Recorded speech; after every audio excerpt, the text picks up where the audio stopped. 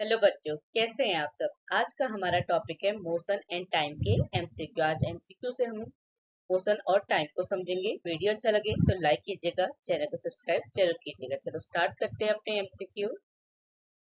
पहला क्वेश्चन है, what is motion. Motion क्या होता है। तो मोशन क्या होता है कि जब कोई ऑब्जेक्ट टाइम के रिस्पेक्ट में अपनी पोजीशन चेंज करता है। ये चेंज हमारा डिस्टेंस, डायरेक्शन या दोनों के केस में हो सकता है। तो मोशन क्या है? The change in position of an object with time. तो आपका सही आंसर है सी। सेकंड क्वेश्चन है, व्हाट इज स्पीड। स्पीड क्या होता है कि जब आप किसी ऑब्जेक्ट के मोशन को मेजर कर रहे हैं कि वो कितना तेजी से मूव कर रहा है या कितने धीमे वो मूव कर रहा है। तो स्पीड क्या होती है? A measure of how fast something is moving. तो आपका सही आंसर है सी। तीसरा क्वेश्चन है कि किसी भी ऑब्जेक्ट की स्पीड किन बातों पे डिपेंड करती है। तो हमारी स्पीड कितने टाइम में कितनी डिस्टेंस ट्रेवल करिए, इन बातों पे डिपेंड करती है। तो किसी भी ऑब्जेक्ट की speed both distance travel and time taken पे डिपेंड करती है। तो आपका सही आंसर है सी। फोर्थ क्वेश्चन है कि स्पीड की यूनिट क्या होती है। तो हमारी स्पीड की यूनिट होती है मीटर पर सेकेंड। मीटर है हमारी डिस्टेंस की यूनिट और टाइम की होती है सेकेंड। तो आपकी स्पीड की यूनिट हो गई मीटर पर सेकेंड। पांचवा क्वेश्चन है कि जो भी आपको ऑप्शन दिए हैं इसमें कौन सा मोशन का एग्जाम्पल है। तो हमारा डायनेमिक मोशन क्या होता है? मोशन, क्योंकि मोशन मीन्स क्या हो रहा है कि जब हम टाइम के रिस्पेक्ट में अपनी पोजीशन चेंज करें। तो डायनेमिक मीन्स क्या होता है? गतिमान। तो जब कोई चीज अपनी पोजीशन चेंज करेगी, एक जगह से दूसरी जगह जाएगी, तभी तो मोशन होगा। तो हमारा मोशन क्या है? डायनेमिक मोशन का एग्जाम्पल है, या आप कह सकते हैं कि ये जितने भी ऑप्शन हैं उनमें डायनेमिक मोशन आपका मोशन है।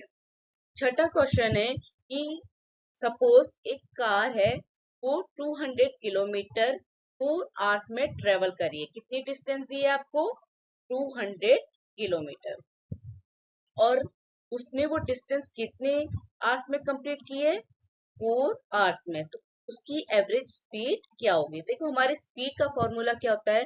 Distance upon time. जितनी टोटल डिस्टेंस कवर की है हमारे ऑब्जेक्ट ने और जितना टाइम लिया है उस डिस्टेंस को कवर करने में। तो हम स्पीड कैसे निकालते हैं? Total covered distance divide by total taken time. तो आपका कितना डिस्टेंस है? आपकी 200 किलोमीटर। टाइम कितना है? 4 आवर्स। तो आपका आंसर कितना हो गया? 200 डिवाइड बाई 4, 50 किलोमीटर पर आवर्स। ठीक है। अब हम कहेंगे कि हमने तो अभी पढ़ा कि स्पीड की यूनिट मीटर पर सेकेंड होती है, तो ये भी हमारी किलोमीटर पर आवर्स भी, क्योंकि आवर्स हमारी टाइम की यूनिट होती है और किलोमीटर हमारी डिस्टेंस की यूनिट होती है। ठीक है, तो इसीलिए आपका आंसर है 50 किलोमीटर पर आवर्स। सेवेंथ क्वेश्चन है, व्हाट इज टाइम। टाइम क्या होता है? देखो, टाइम क्या होता है कि जब किसी ड्यूरेशन में कुछ होता है, तो आप चाहे अपनी पोजीशन चेंज करें, आप कोई भी काम करें, तो उसमें कुछ ना कुछ ड्यूरेशन होती है, कुछ ना कुछ टाइम लगता है। तो टाइम क्या होता है? ड्यूरेशन को मेजर करना। ठीक है, उस ड्यूरेशन को मेजर करना जब कुछ हुआ है। तो what is time? The measure of duration. तो आपका सही आंसर है सी। एथ क्वेश्चन है कि टाइम की यूनिट क्या होती है। तो टाइम की यूनिट होती है सेकेंड। तो आपका सही आंसर है सी। नौवा क्वेश्चन है कि टाइम की एसआई यूनिट क्या होती है। अगर हम टाइम की यूनिट की बात करें तो मिनट, आवर, सेकेंड, डे, ये सब टाइम की यूनिट होती है। पर एसआई यूनिट की बात करें तो टाइम की एसआई यूनिट होती है सेकेंड। तो आपका सही आंसर है सेकेंड। 10वां क्वेश्चन है कि पेंडुलम का टाइम पीरियड क्या होता है। देखो, पेंडुलम पता होगा कि आपको एक बॉब होता है, उसमें एक रस्सी जैसी बंधी होती है, स्ट्रिंग बंधी होती है, एक रिजिड सपोर्ट होता है। तो जब पेंडुलम को क्या है, इधर और उधर रोटेट किया जाता है, तो जब पेंडुलम अपना एक फुल स्विंग को कंप्लीट करता है और उस कंप्लीट स्विंग को करने में जितना वो टाइम लेता है उसी को कहते हैं टाइम पीरियड। तो पेंडुलम के टाइम पीरियड का मतलब होता है the times it takes for the pendulum to complete one full swing. तो आपका सही आंसर है ए। एक स्विंग को कंप्लीट करने में जितना टाइम लगता है वही टाइम पीरियड होता है। 11वां क्वेश्चन है कि सपोज पेंडुलम अपने एक पूरे फुल स्विंग को कंप्लीट करने में 2 सेकेंड लेता है, तो उसका टाइम पीरियड क्या होता है। हमने क्या कहा कि पेंडुलम का टाइम पीरियड क्या होता है? जितना टाइम वो एक पूरे स्विंग को कंप्लीट करने में लगाता है। तो पूरे स्विंग को कंप्लीट करने में पेंडुलम ने कितना टाइम लगाया? 2 सेकेंड। तो इसका टाइम पीरियड भी क्या होगा? 2 सेकेंड। तो आपका सही आंसर है बी, 2 सेकेंड। 12वां क्वेश्चन है कि जो हमारा अर्थ है अपने एक्सिस में रोटेट करता है तो उसका टाइम पीरियड क्या होता है? तो हमारा अर्थ अपने एक्सिस में वो एक पूरा चक्कर लगाने में उसे कंप्लीट कितने आवर्स में करता है? 24 आवर्स में, जिसे हम एक दिन कहते हैं। तो हमारी धरती या अर्थ अपने एक्सिस में रोटेट करने का टाइम पीरियड होता है 24 आवर्स। तो आपका सही आंसर है बी। 13वां क्वेश्चन है कि जो शॉर्ट टाइम इंटरवल होते हैं, जो छोटे छोटे टाइम इंटरवल होते हैं, उनको मेजर करने के लिए टाइम की कौन सी यूनिट यूज की जाती है? जैसे स्पोर्ट्स इवेंट है, उनमें हम शॉर्ट टाइम इंटरवल को मेजर करते हैं, तो उसके लिए मिली सेकेंड यूनिट यूज की जाती है। तो आपका सही आंसर है मिली सेकेंड। 14वां क्वेश्चन है कि सिंपल पेंडुलम का टाइम पीरियड किस बात पे डिपेंड करता है? तो सिंपल पेंडुलम का टाइम पीरियड स्ट्रिंग की लेंथ पे डिपेंड करता है। तो आपका सही आंसर है बी, इट्स लेंथ। 15वां क्वेश्चन है कि कौन सा फैक्टर सिंपल पेंडुलम के पीरियड को अफेक्ट नहीं करता? तो हमारा जो सिंपल पेंडुलम होता है उसके टाइम पीरियड को कौन कौन से फैक्टर अफेक्ट करते हैं? The length of the pendulum, mass of the pendulum Bob और ग्रेविटेशनल एक्सीलरेशन। जो हमारा एम्पलीट्यूड ऑफ द स्विंग होता है ये हमारे सिंपल पेंडुलम के पीरियड को अफेक्ट नहीं करता है। तो आपसे क्वेश्चन में क्या पूछा है? Not affect. तो आपका सही आंसर होगा amplitude of the swing. Amplitude of the swings हमारे सिंपल पेंडुलम के पीरियड को अफेक्ट नहीं करता है। 16वां क्वेश्चन है कि कौन सा जो हमारा फैक्टर है सिंपल पेंडुलम के टाइम पीरियड को सबसे ज्यादा अफेक्ट करता है? क्योंकि हम क्या कह रहे हैं कि पेंडुलम की लेंथ, पेंडुलम बॉब का मास, ग्रेविटेशनल एक्सीलरेशन, ये सब हमारे सिंपल पेंडुलम के टाइम पीरियड को अफेक्ट करते हैं। तो सबसे ज्यादा कौन सी चीज अफेक्ट करती है? वो करती है लेंथ ऑफ द पेंडुलम। क्योंकि हमारा सिंपल पेंडुलम और टाइम पीरियड में जो रिलेशन होता है, या आप कह सकते हैं कि हमारे टाइम पीरियड का फॉर्मूला क्या होता है?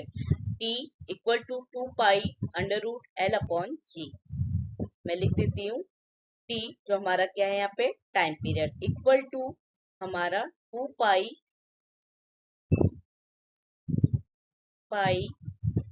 Under root L upon G।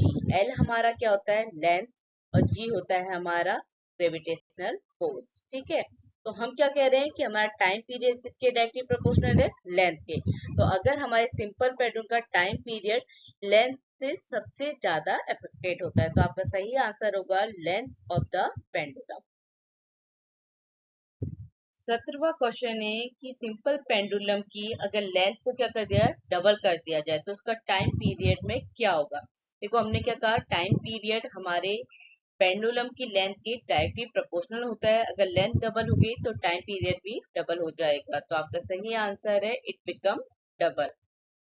18वां question है कि अगर सिंपल पेंडुलम को मून में ले जाया जाए उसके टाइम पीरियड में क्या चेंजेस होंगे? देखो सिंपल पेंडुलम को हम ले जा रहे हैं और सिंपल पेंडुलम के टाइम पीरियड का क्या रिलेशन होता है कि टाइम लेंथ और ग्रेविटेशनल फोर्स के क्या होता है से रिलेट करता है। टाइम हमारे लेंथ से डायरेक्टली प्रोपोर्शनल होता है और ग्रेविटेशनल फोर्स से क्या होता है? इनवर्सली प्रोपोर्शनल होता है। हमारे मून का जो ग्रेविटेशनल फोर्स होता है वो अर्थ के कंपैरिजन 1/6 क्या होता है? कम होता है। तो अगर ग्रेविटेशनल फोर्स क्या हो जाएगा? कम हो जाएगा, तो टाइम पीरियड क्या होगा? बढ़ जाएगा। तो अगर सिंपल पेंडुलम को मून में ले जाया जाएगा तो उसका टाइम पीरियड क्या हो जाएगा? इंक्रीज हो जाएगा। तो आपका सही आंसर है इंक्रीज।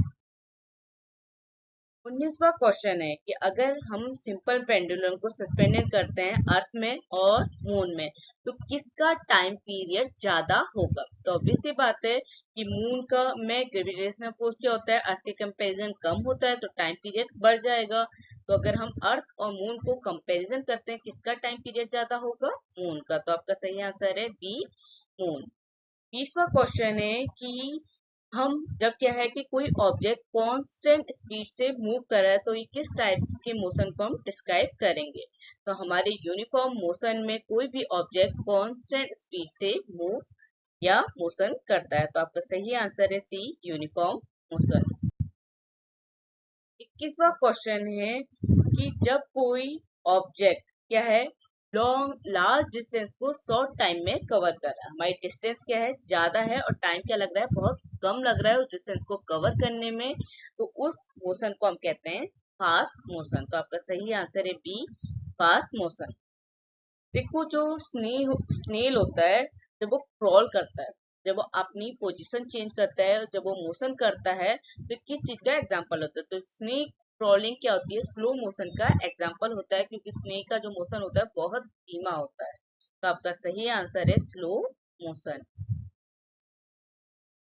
30वां क्वेश्चन है कि सपोज जो हमारी कार है वो 20 किलोमीटर पर आवर की स्पीड से मूव कर रही है, तो हम इसे कौन किस टाइप के मोशन को कंसिडर करेंगे। तो अगर हम एवरेज स्पीड की बात करें, जब कार हमारी रोड पे चलती है तो 20 किलोमीटर पर आवर स्पीड बहुत कम होती है, तो ये स्लो मोशन को हम कंसिडर करेंगे या मानेंगे कि हमारी कार स्लो मोशन से की स्पीड पे मूव कर रही है। तो आपका सही आंसर है ए, स्लो मोशन। 24वां क्वेश्चन है कि फास्ट मोशन के रिगार्डिंग कौन सा स्टेटमेंट ट्रू है, सही है। तो हमारा फास्ट मोशन में क्या होता है कि जब कोई ऑब्जेक्ट लार्ज डिस्टेंस को शॉर्ट टाइम में कम टाइम में कवर कर लेता है तो वही क्या होता है फास्ट मोशन। तो आपका सही आंसर होगा it covers a large distance in A short time. तो आपका सही आंसर है ए। 25वां क्वेश्चन है कि जब कोई ऑब्जेक्ट की स्पीड क्या हो रही है, धीरे धीरे कम हो रही है, तो हम उसको किस टर्म से डिस्क्राइब करेंगे। तो उस स्पीड को जो धीरे धीरे कम हो रही है उसको हम डेसिलेटेड मोशन कहते हैं। तो आपका सही आंसर है डी, डेसिलेटेड मोशन। 26वां क्वेश्चन है कि जब कोई ऑब्जेक्ट वेरिंग स्पीड से मूव कर रहा है, अलग अलग स्पीड से मूव कर रहा है, तो हम उसे क्या कहेंगे। तो उस मोशन को हम कहेंगे वेरिएबल मोशन। तो आपका सही आंसर है वेरिएबल मोशन। तो वीडियो अच्छा लगे तो लाइक कीजिएगा, चैनल को सब्सक्राइब जरूर कीजिएगा। Thank you.